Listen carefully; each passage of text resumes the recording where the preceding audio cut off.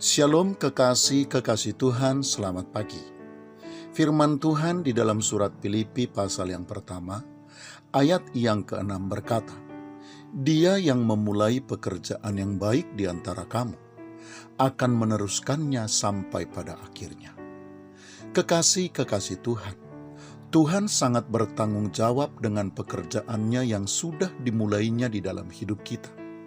Tidak akan ada pekerjaannya yang gagal di dalam hidup kita.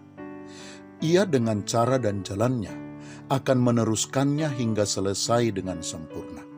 Satu-satunya yang bisa menggagalkan pekerjaannya yang baik itu adalah pilihan-pilihan kita sendiri. Kekasih-kekasih Tuhan, jika kita mengakui bahwa Tuhan sudah memulai pekerjaannya yang baik di dalam hidup kita, maka kita harus mempercayai apapun yang sudah terjadi, yang sedang terjadi, dan yang akan terjadi di dalam hidup kita merupakan bagian dari pekerjaannya yang sedang dikerjakannya. Pergumulan dan persoalan, penderitaan dan sakit penyakit, kegagalan atau keberhasilan adalah bukti nyata dari tangan Tuhan yang masih terus bekerja di dalam kehidupan kita untuk membawa dan menuntun kita kepada penggenapan dan penyempurnaan dari karyanya tersebut.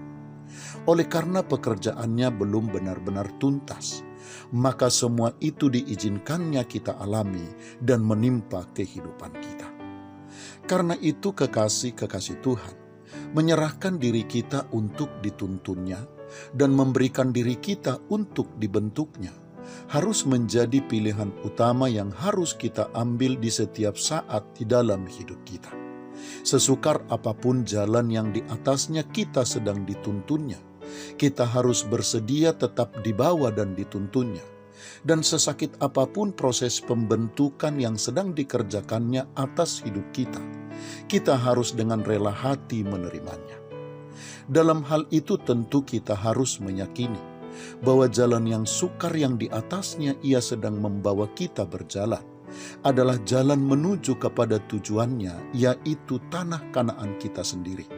Dan proses pembentukan yang menyakitkan yang sedang dikerjakannya atas hidup kita adalah bagian dari fase kehidupan yang harus kita lalui demi untuk mempersiapkan diri kita masuk ke dalam penggenapan dari pekerjaannya yang besar dan agung itu.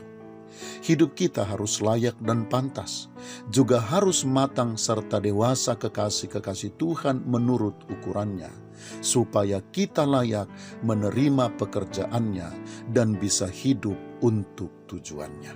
Selamat pagi, Tuhan Yesus memberkati. Shalom.